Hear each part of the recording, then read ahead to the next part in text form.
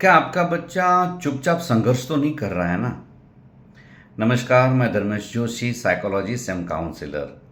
दोस्तों, आपके साथ में एक अपना केस स्टडी शेयर करना चाहता हूँ।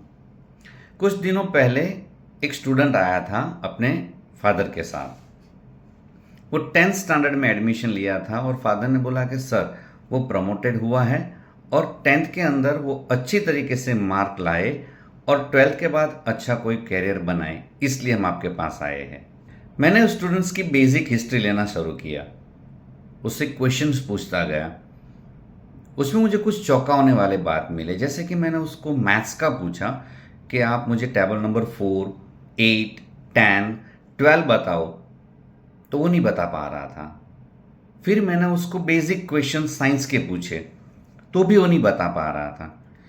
फिर मैंने बेसिक से बेसिक क्वेश्चन यानी कि एक 100 रुपीज़ का नोट दिया और बोला कि ठीक है बच्चा, मानो कि आप ये 100 रुपये लेकर बाहर जाते हो और 20 रुपये का बिस्किट लेकर वापस आते हो, तो आपके पास अब कितने रुपये बचेंगे?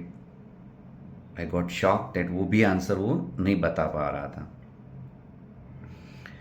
फिर मुझे और क्वेश्चंस मैंने डीप हिस्ट्री लेना स्टार्ट किया कि उसका एकेडमिक कब से ऐसा है।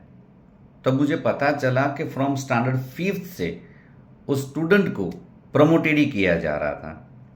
5th के बाद 6, 7, 8 ऐसे ही वो पास होते होते 10th तक आ गया। अब उसको real struggle for the academic performance start हो गया। फिर मैंने पेरेंट्स को बोला, आपने पहले क्यों किसी डॉक्टर को नहीं दिखाया, पहले किसी काउंसलर के पास क्यों नहीं गए? तो बोले कि हमको ऐसा लगा कि जैसे जैसे बड़ा होता जाएगा धीरे धीरे सब चीज़ ठीक हो जाएगी और पढ़ने में ध्यान देगा। फिर मैंने और कुछ क्वेश्चन उस बच्चे को पूछे कि आपको कुछ समझ में आता है स्टडी के बारे में? तो बोला कि थोड़ा बहुत समझ में आता है, वो मैं लिख लेता हूँ या मैं चुपचाप बैठा रहता हूँ क्लास में। फिर मैंने पूछा कि ट्यूशन क्लास जाते हो? तो बोलता है 3 घंटे की ट्यूशन क्लास 8वीं में भी थी और 9वीं क्लास में भी थी। तो मैंने कहा वहाँ कुछ समझ में आता है? तो बोलता है इतना कुछ नहीं समझ में आता है। वो बोला मुझे जितना समझ में आता है इतना लिखता हूँ, बाकी मैं छोड़ देता हूँ, चुपचाप बैठ जाता हूँ।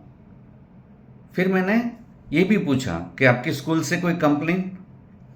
तो उसके पापा ने बताया सर, स्कूल में कोई कंप्लेन नहीं है, टीचर इतना ही कहते हैं कि चुपचाप वो बैठा रहता है, जितना आता है उतना लिखने की कोशिश करता है, अगर नहीं आता है तो चुपचाप बैठा रहता है। क्योंकि उसके फ्रेंड्स कितने हैं?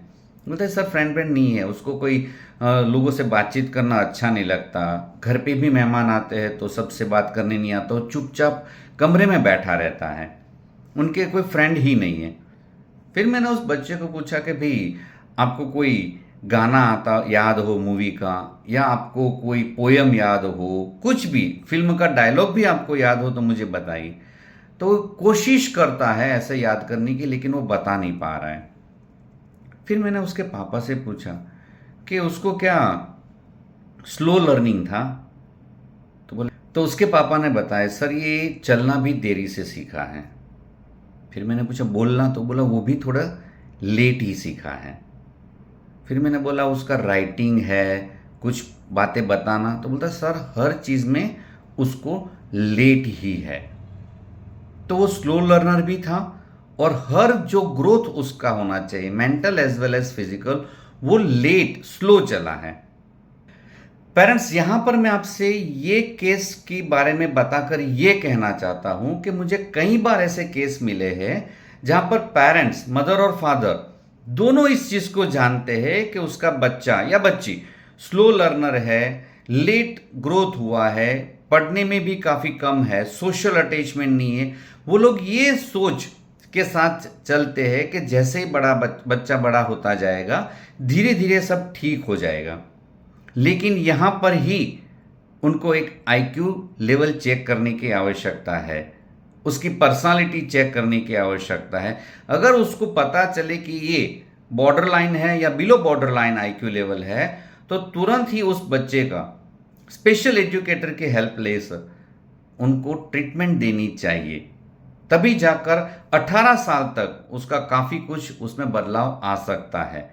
बहुत सारे केस में मैंने देखा है कि माँ बाप है लड़के लड़की को जानने के बावजूद भी वो उसकी ट्रीटमेंट नहीं करवाते हैं, और फिर यही सिलसिला आगे भी रहता है।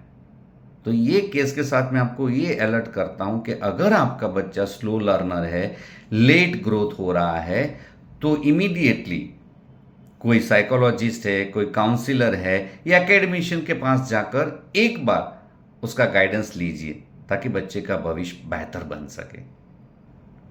जल्दी कीजिए, बच्चों का अपॉइंटमेंट बुक कीजिए, वरना ये बच्चा चुपचाप संघर्ष करता रहेगा।